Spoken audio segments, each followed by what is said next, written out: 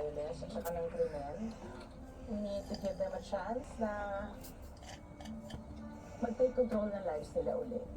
We need to equip them para makatayo sa sarili nila. So, instead of giving them a donation, I think we should just give them jobs. That's brilliant! Teach a man how to fish. That is so profound, Leona. At saan naman natin ilalagay yan? Mama, ang laki naman ng Blazing Pero Incorporated. Pwede sila sa Manukat, sa Sabungan, anywhere na meron silang kapabilidad. Napakaswerte mo, Shelo, sa iyong daughter-in-law. Bukod sa maganda na, talino pa. Mapupunta sa mabuting mga kamay ang lahat.